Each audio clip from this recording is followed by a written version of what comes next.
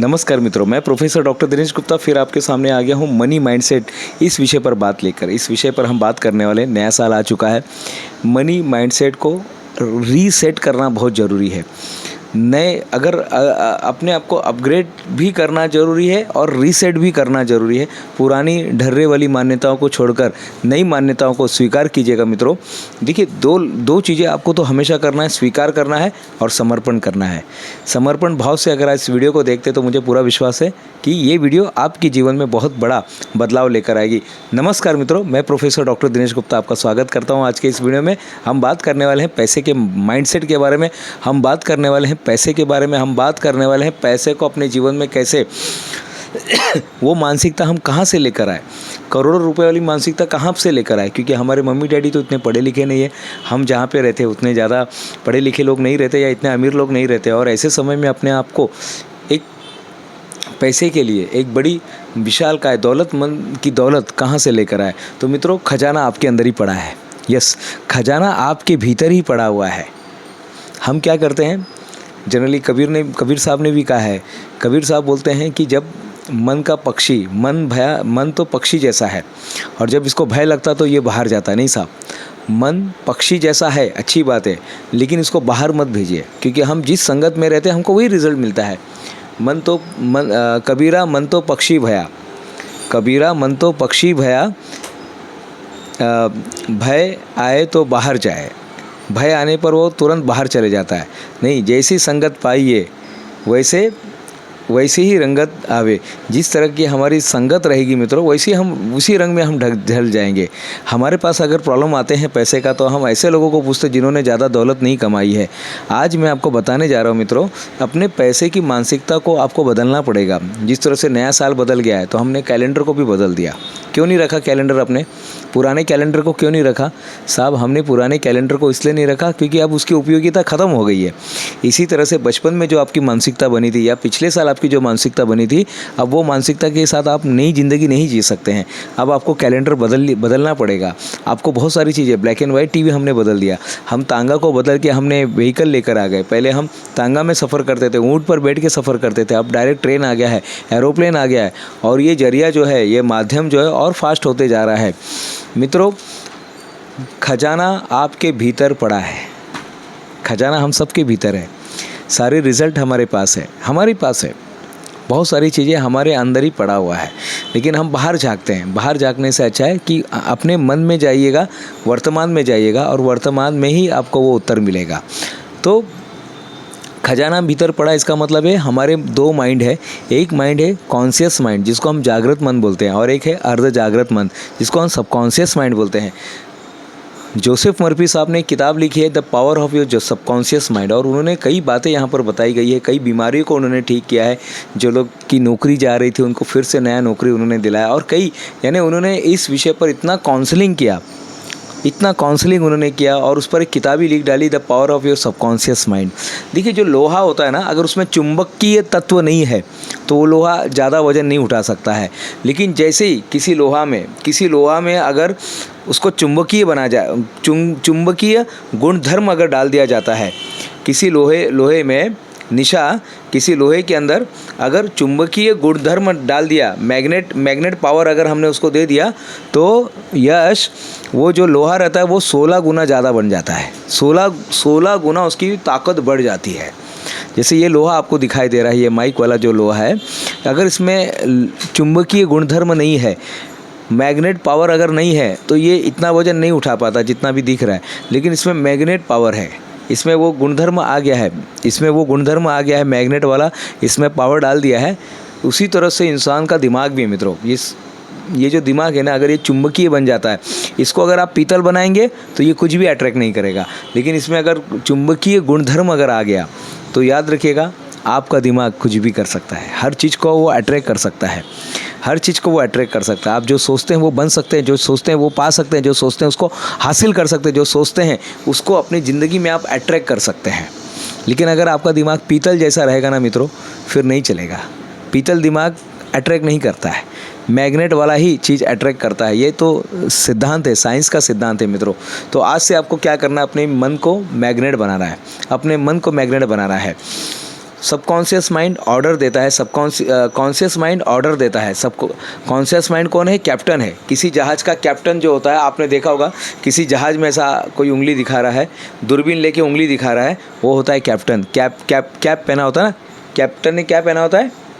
हाँ, P cap पहना रहता है और वो उंगली दिखाता है चलो यहाँ पर। और सबकॉन्शियस माइंड क्या करते हैं? उसकी उंगली के इशारे पर वो नाव को चलाते रहते हैं, वो नाव को खेते रहते हैं। कॉन्शियस माइंड कैप्टन है, सबकॉन्शियस माइंड क्या है? चालक है, वो ड्राइवर है। आप जो बोलेंगे वहाँ पर वो लेकर जाएगा। आप बोलिए कहाँ पर चलना है। उसके पास पावर ज़बरदस्त है। कैप्टन के पास पावर कम है और सबसे ज़्यादा जो पावर है वो सबकॉन्शियस माइंड के पास दिया गया है। अगर आपने महाभारत के युद्ध का फोटो देखा होगा तो वहाँ पर कैप्टन कौन है?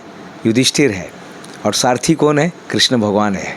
कृष्ण भगवान आपको ऑर्डर देना है, आपको ऑर्डर देना है अपने सारथी को कि कहाँ पर चलना है, कहाँ पर हमें पहुँचना है, कहाँ पर जाना है। आपको ऑर्डर देना है, कृष्ण भगवान आपको वहाँ पे पहुँचा देंगे। आपके अंदर का जो मन के अंदर जो मंदिर है और उस मंदिर के अंदर जो ईश्वर है वो वहाँ पर पहुँचा देगा। हर धर्म के अंदर माइंड को, मन को पावर दिया गया है, मन के बारे में बताया गया है मित्रों। हर किसी भी आप मजहब में जाइएगा वहाँ पे मन को प्रार्थना द्वारा कंट्रोल करने की विधि बताई गई है। आपको क्या करना है? अपने मन को इतना पावरफुल बनाइएगा। कैसे बनाएंगे? हम अलग अलग माध्यम से। जैसे नया साल आ गया तो रिजोल्यूशन हम बना सकते हैं, नया साल आ गया तो हम बकेट लिस्ट बना सकते हैं, नया साल आ गया तो हम विज़न बोर्ड बना सकते हैं, नया साल आ गया तो हम जर्नलिंग बना सकते हैं। रोज़ लिखना चालू कीजिएगा, ग्रैटिट्यूड डायरी बनाइएगा और रोज़ लिखिए, धन्यवाद लिखिए। जो भी आपकी ज़िंदगी में जो लोग आपको बढ़ा रहे हैं, जो लोग आपकी ज़िंदगी में आपको योगदान दे रहे हैं, आपकी ज़िंदगी को अच्छा बनाने के लिए, उनको आपको क्या करना है? योगदान देना है, उनको आपको धन्यवाद देना है, उनको आपको क्या करना है? यश। उनको क्या करना है? अपने को धन्यवाद देना है। क्या करना है? ग्रैटिट्यूड, हाँ, धन्यवाद देना है। तो धन्यवाद देना शुरू कर दीजिएगा। ज़िंदगी में क्या चाहते बोलना शुरू कर दीजिएगा। देखिए क्या है ना, हमारी ज़िंदगी में बहुत सारी चीज़ें आ रही है। लगभग रोज़ 10,000 से ज़्यादा चीज़ों का बमबार्डिंग हो रहा है, 10,000 से ज़्यादा। यानी आप देखिए यही कमरे में कितना कुछ रखा गया है। इसी कमरे में तो 10,000 तो किताबें रखी गई है। तो आपके दिमाग में कितनी सारे विचारों का बमबार्डिंग हो रहा है। अगर आपने लक्ष्य नहीं बनाया तो आज का दिन चला जाएगा। अगर कल लक्ष्य नहीं बनाया, कल का दिन चला जाएगा। परसों लक्ष्य नहीं बनाया, परसों का दिन चला जाएगा।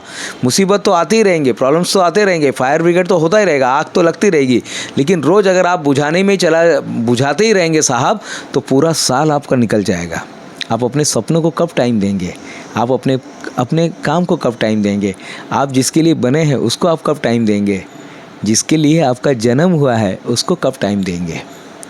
आप अमीर बनने के लिए पैदा हुए हैं, आप राजकुमार हैं साहब, आप राजा हैं, लेकिन आप भूल रहे हैं कि आप राजा हैं। बहुत सारी मिट्टियों के धूल हमारे दिमाग में जड़ गए हैं, चिपक गए। हम भूल गए कि मैं कौन हूँ। हम सब भूलते जा रहे हैं साहब, और ये बहुत घातक है। अपने आप को जगाइए, अपने आप को याद दिलाइए कि आप कौन है। अपने आप को याद दिलाइए। मैंने कई बार ये बात बता चुका हूँ। एक भिक्षुक था, वो गुजर जाता है, उसके रिश्तेदार आते हैं, उसको दफना देते हैं। दफना करने के बाद उसका घर का चेकिंग करते तो उसको एक पेंटिंग मिलती है, और ये पेंटिंग करोड़ों की थी। सोचो, करोड़ों की पेंटिंग को रख के वो आदमी भिक्षुक मर जाता है। अगर आप अपना हाथ को बेचने जाएंगे ना साहब, आपको 1 करोड़ मिलेगा। किडनी को बेचने जाएंगे तो 50 लाख रुपए मिलेगा। आँखों को बेचने जाएंगे तो कई लाखों रुपए आपको मिलेंगे। ये जो पर शरीर मिला है ये 7 करोड़ से भी ज़्यादा है, लेकिन अपन उसका वैल्यू नहीं देते हैं। यश, आपने 7 करोड़ का घोड़ा खरीदा, कैसा रखेंगे उस घोड़े को? पूरा सजा के रखेंगे। उसको कुछ भी खिलाएंगे क्या? वड़ा पाव, सड़ा पाव, चटनी, ये वो खिलाएंगे? कुछ भी ऐसा चिंगम बिंगम खिलाएंगे? जैसे 7 करोड़ के घोड़े को हम संभालेंगे, सिक्योरिटी के साथ रखेंगे, अच्छे विचारों के साथ उसको अच्छे नहलाएंगे, धुलाएंगे, उसको अच्छे वातावरण में रखेंगे।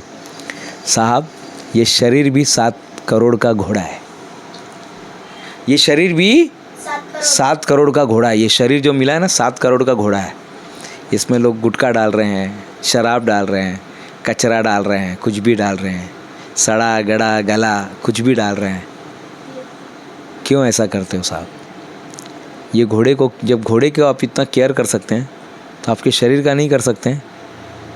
मोबाइल लेते तो सबसे पहले स्क्रीन गार्ड लगाते हैं ना, करते हैं ना सब लोग? स्क्रीन गार्ड लगाया आपने मोबाइल लिया तो? लगाया ना? हाँ, सबसे पहले हम वही लगाते हैं। हम शरीर को क्यों नहीं प्रोटेक्ट कर रहे हैं साहब? ये शरीर को प्रोटेक्ट क्यों नहीं कर रहे हैं? इसको आप कैसे भी उठा रहे हैं, बैठा रहे हैं। सोचिए ना, जिस आदमी के पास एक पर्सन है जिसका ये अंगूठा ही नहीं हिल रहा है, वो अंगूठा ऐसे ही रहता है। सोचिए आप लोग का अंगूठा हिल रहा है, उसको बोला गया है कितना 25-30 लाख का ऑपरेशन करना पड़ेगा तो ये अंगूठा काम करने लगेगा। माइंड से इसका कनेक्शन टूट गया है साहब। आपको जो शरीर मिला है ये करोड़ों का है, खजाना आपके भीतर है साहब। अपने विचारों से उस खजाने को पालो। इसलिए मैं बोलता हूँ पहले विचारों से अमीर बनिए। पहले किससे अमीर बनना है? हाँ ज्योति बेटा, पहले किससे अमीर बनना है? विचारों से। किससे अमीर बनना है? विचारों से। पहले विचारों से अमीर बनिए। खजाना आपके भीतर पड़ा हुआ है, खजाना आपके भीतर है।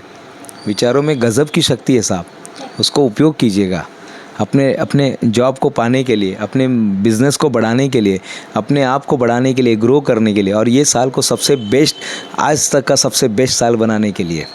ऐसे ही बनेगा बेस्ट साल आपके लाइफ का ये बेस्ट साल बन सकता है, और ये चुनाव सिर्फ आप ही कर सकते हैं। तो मित्रों आज के लिए बस इतना ही, फिर मिलेंगे नई वीडियो में, तब तक के लिए धन्यवाद।